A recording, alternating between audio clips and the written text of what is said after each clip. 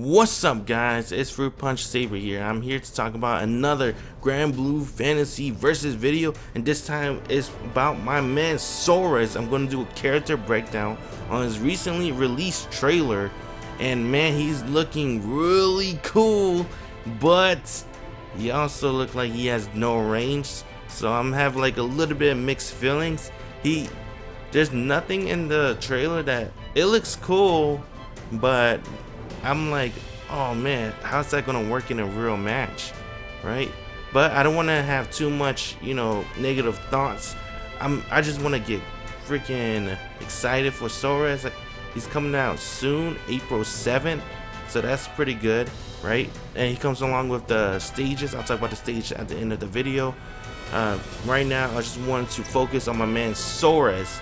So right here, as you can see, I'm at the official Granblue Fantasy website, and if I highlight up here, it's actually the Japanese website, right? The Japanese website has his move list, but if you go to the English website, for some reason, I'm gonna go ahead and just do this again. Language, go to English, open a new tab, and this is the English. I go to characters. I try to click on Soriz. You can't even click him. I'm like, why not? So I had to rely on my man Granblue_EN for the translation of his character move list. I can also use Google Translates and translate it, but I think it'd be more accurate with using Granblue_EN.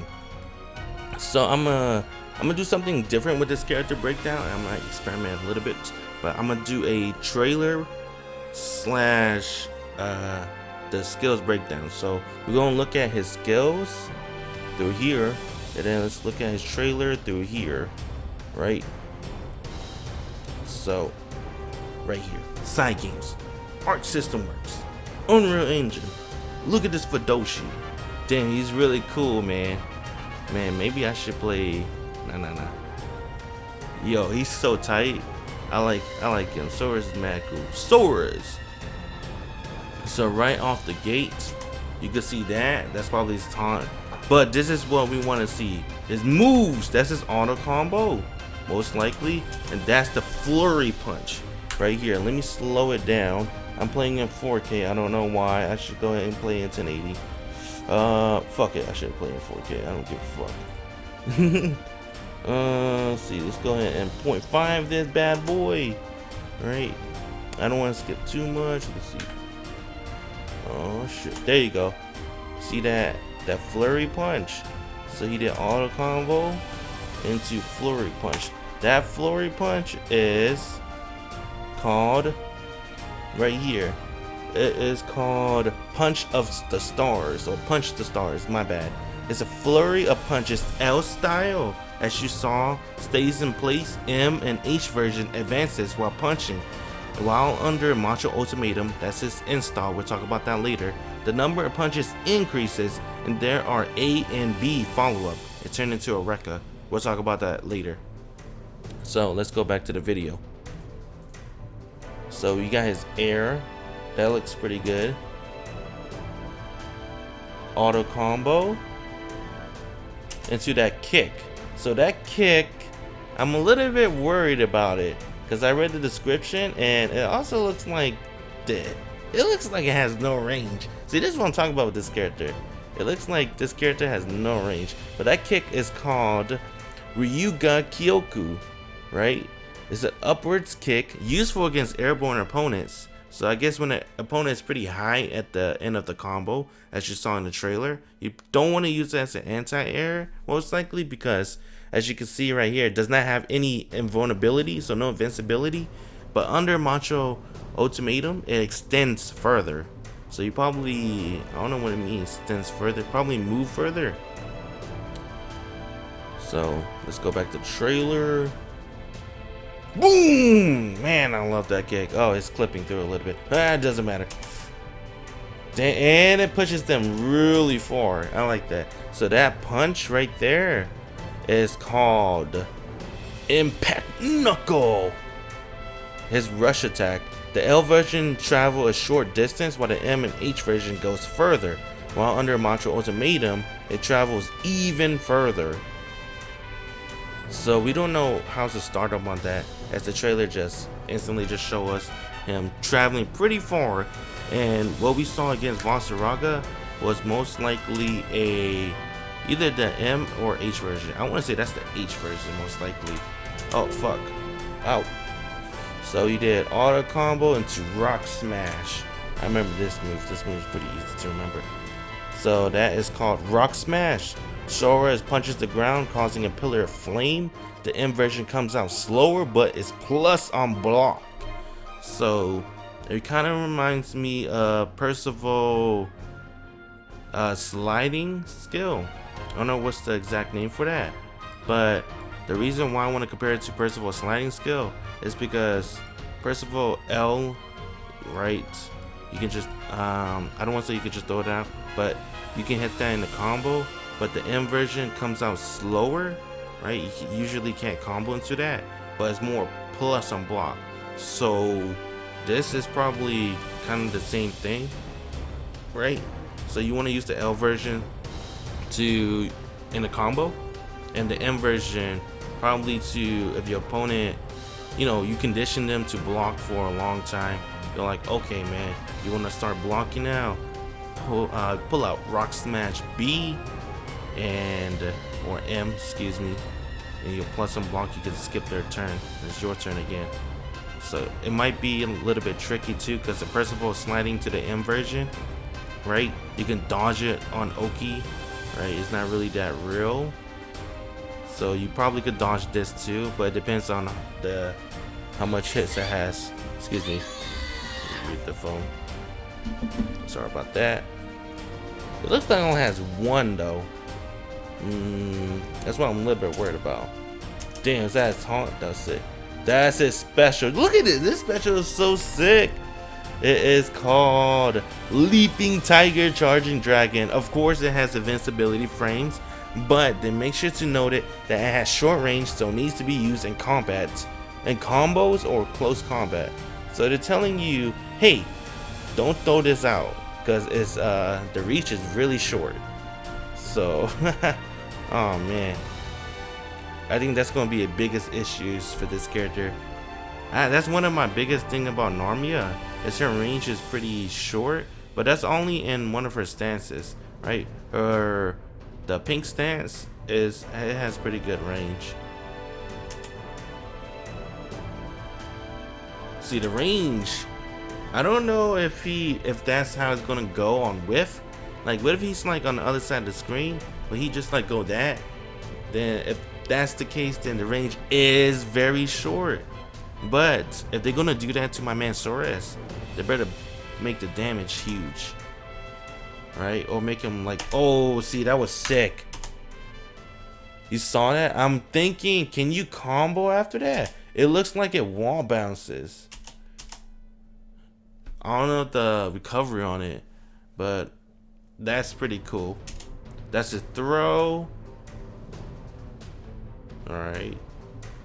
He gets air throw. He gets 2 RPG episodes. That's probably his win pose. Oh, this move right here. This move right here is the move I love. This is the move that I think he's gonna play around, right? I think his entire gameplay, his game strategy is based on his unique action, Muzzle Fairy, right? I seen a tweet that compared it to Zangief V skill. I think it was actually Granblue_EN. He compared it to Zangief V skill from Street Fighter 5, but it is kind of like that. But I want to compare it more to Q, Taunt, and Third Strike. And the reason I want to do that, I guess I explained the whole process, is because let's go ahead and explain what Muzzle Fairy does. So Muzzle Fairy, as you can see, is a stance that can withstand all attacks other than throws, skybound arts, and super skybound arts. It reduces damage while in effect and can be held for holding the U button. So what does that mean is it armored pretty much like other armored characters too, right? Like well, actually no, because it don't armor through supers or super skybound arts. But Sora says it reduces damage, but other armors also reduces damage. See, he just like took the Granblue to the face and he exploded. So the difference between Soriz And the other armor characters is he has another follow-up called Reactive Muscles, but he exploded on Gran. Excuse me, right here, and Gran just like whoa. So that looks like it has a hitbox, right? Hopefully it does. So the counter attack follows the Muscle Fury. Soriz gains a huge amount of meter in this attack hit. Let me look at the Japanese one too. Right, I love this line right here. So muscle reaction, he gained huge amount of meter. Once you caught your opponent in Muscle Fury, let's fight back. See this line right here, let's fight back. I'm like, oh my god. So he has no range. We don't know if he's super plus, but I do know for sure that this is his game plan. This is Soriz's game plan. Soriz is gonna he is gonna Muzzle Fury everything, and you most likely want to do it round start before your opponent have super, because you don't want to eat a raw super to the face. That's gonna hurt. I'm thinking Muzzle Fury is gonna be kind of like Loane's parry, where I think people could probably react to reactive muscles, but you can hold it. That's the thing. So I'm not too sure how that's gonna work, but if it's gonna be like Loane's parry where it's reactable, that means if you hit Loane's parry, you can react it with a super or an invincible uppercut or your invincible move, whatever, and you can avoid Loane's parry follow-up. So that's why his parry is like one of the worst skills in the game. So hopefully Muzzle Fury might be a little bit tricky because you can hold it and then hopefully react the muscle so fast that they can't really react with another button, and he get that huge meter that you gave him. So I don't know if the meter is based on how much damage you take, or it's just how many numbers of hits he take, or even just did you get hit one time, you get like 50% out of nowhere. That'd be super sick. And the reason why I said that his entire game plan is based on Muzzle Fury. Let me actually just keep going. Right here. Yo, look at this. You saw that? He just started running. Alright, I take this back. He's pretty sick. I had to rewatch this trailer to be sick. He's so sick. Oh, okay, right here. So Macho Ultimatum is his Super Skybound art. He's really unique besides Loane. So technically Loane's Super Skybound art is also an install, but his install is actually cool, right? So it's stripped down to his Fudoshi for the rest of the round. Rest, am I saying that wrong? Rest of the round. While in effect, he gains increased defense based on the damage he took during Muzzle Fury. Buff abilities, special follow to his abilities. So increased defense based on the damage he took during Muzzle Fury. If I'm reading that wrong, or it is translated wrong, I hope not. Let me go ahead to the ultimate, the Kenkai. Dude, the Japanese names are so much cooler. Alright, Muscle Ultimatum's cool, but that's like that's a lot. Kenkai Ultimate, that sounds pretty cool, man. Maybe because I'm a weeb. Alright, the self-improvement technique that makes you look like a loincloth. When activated, you'll be able to increase defense and have abilities and use special skills into the end of the round. Defense will increase by the amount you endure the attack with Muzzle Fury. So it's not too specific if it only increases his defense on Muzzle Fury, or we go to the Granblue _Yankai. I usually trust his translation, and when he said increase defense based on the damage he took during Muzzle Fury buff abilities, I'm thinking whatever you did at the start of the round of Muzzle Fury and whatever damage you took in the beginning, and then after you pull the trigger with the install, all his defense just go all the way up. So that's why I want to compare it to more like Q over Zangief, because Q, your game plan, you want to get that defense on, right? You want to do like 3 taunts. I think that's the maximum amount of taunt at the beginning of the round, so you can have that defense for the rest of the round or even the game. Well, I think just the round actually. And in Granblue case, it's most likely just the round since Super doesn't even carry over rounds. So you want to do Muzzle Fury in the beginning of the round, stuff for you want to get hit, right? Because you want to get hit all the way to your blue bar, and he builds a lot of meter. It says huge amount of meter from his unique action. So you want to get hit, react to muscles, gain that meter, and do super, right, to do damage if they're too scared to hit you, or you want to go in. Or Muzzle Fairy all the way to your life is near Super Skybound art range. React the muscle to get that 100% meter, and then Fedosha activate and just start going ham. Because all his skills is pretty much half-ass. This is why I don't really like install characters too much. It's because their skills are half-ass until they get their their install, right? This Impact Knuckle is 10 times better. Well, I don't want to say 10 times. I haven't really seen it or used it myself, but it says it travels even further in install, right? Ryugakyoku extends further and install. Punch the Stars gain. It changes properties and went from this move to a Rekka that could be safe on block, right? On here, safe on block or knock down, because this move seems like it doesn't knock down at all. And if you want that knockdown, you have to get that install, and the install is for the rest of the round. So let's go ahead and go here. See, you see my man. Let's see that run again.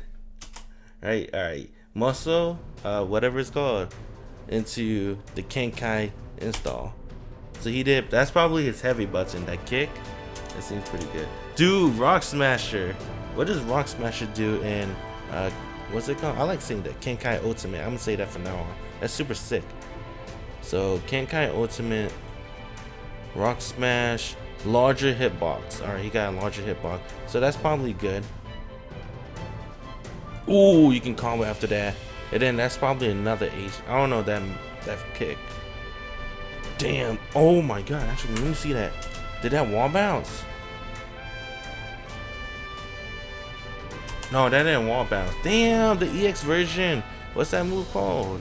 We gotta memorize these moves, man. Impact Knuckle doesn't seem to be a wall bounce move. That's unfortunate. I wonder, was that an EX version he used? Let me watch that one more time. That's an EX. Doesn't seem to be wall bounce. So that's his Rekka, right? So that was the Rekka we saw right here. Tenacious Will. He didn't finish it. Got no confirms. That's why he didn't finish it. Flurry Punches, Rekkas. Oh! It's not a 3. It's not a 3-hit Rekka. Oh, it's not like Lancelot's down. Take it all back. So you either choose one route or the other route. Damn, that kind of sucks. I mean, it's probably good, but damn, that kind of sucks. I guess it probably is better for scaling, maybe. It might be like a combo scaling thing, because you probably have like less combo hit max limit, whatever you want to call it, because there's a combo limit in this game. So I guess that's probably the best for the best. So you either choose A or B, and if you choose wrong, you got no confirms. You mash in the B version. If they block that, then you're pretty screwed. Dang, you gotta confirm it. And that's his ultimate. That's his Super Skybound art. That's the unblockable. That's cool. Damn, he's so sick. So they didn't show the startup on it. So that move is called the Man Senkai Suki, right? Oops. Fist Loin. I like that too. Okay, the Man Senkai Seiken Suki. A move that Soriz can only perform once during Macho Ultimate. So you can only use it one time after you got your install. Does not require meter. So it's basically like a store in the bank. You can only use it one time. It reminds me of the red lightning bolts and the Genki Bunko Climax, where you, except for there's two, right? You get two lightning bolts. So it's kind of like that. That's what it kind of reminds me of. Does not require a meter. The initial hit with Guard Crush. So, and the opponent will not recover in time for the guard the follow. I had to read the official version, not the official version, but the official website to kind of make sense of that. So the first stage is a kick. So there's 2 hits to his ultimate, his Super Skybound art, right? His unblockable per se, the Mansuken Suki or Fist Noi. The first stage kicks and with Guard Crush, and he'll follow up, right? So the first hit will be unblockable, and you won't recover in time to get fucking smothered like this. So you get hit by this even if you block it. I don't know if it go to the animation though, they're not specific about that. And if you go animation and your supers, it does more damage. So that's Soriz character breakdown. Look at my man, he looks pretty cool. Oh man, I love this. You can see Narmia there. Where? Oh yeah, Beelzebub's it's a bad dude, right? He ain't part of the crew. This is the crew. Granblue Fantasy. Damn, I love this game.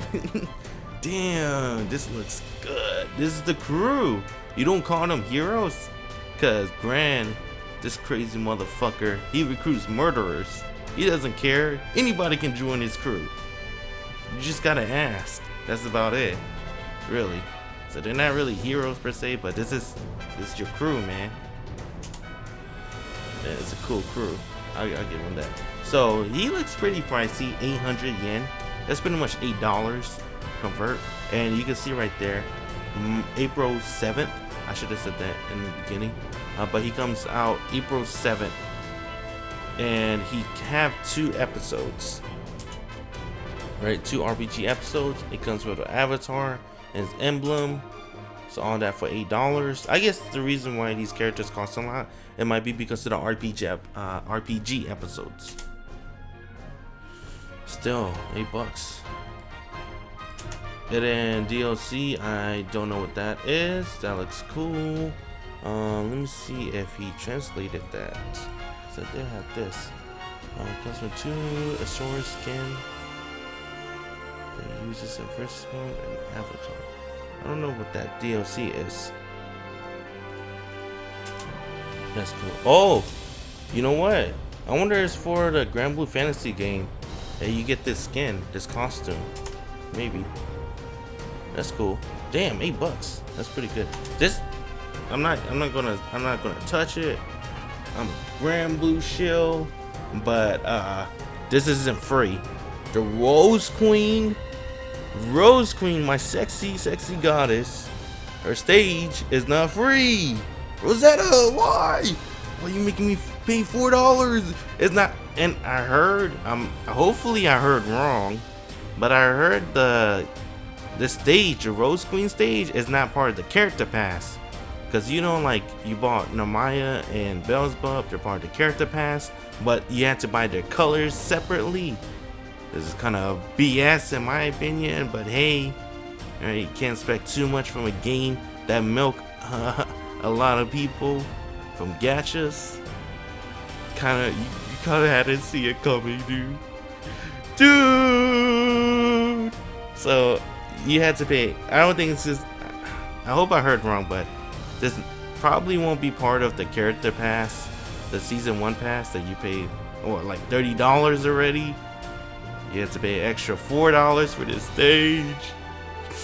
That doesn't even come with a BGM. You just get the stage, and I guess you get a Rosetta avatar and Yggdrasil. That's pretty cool. I get the Rosetta avatar. She's cute. I like Rosetta.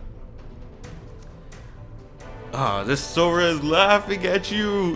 That's Mario. That's Cygames, bro. They're like, don't forget to buy the DLC.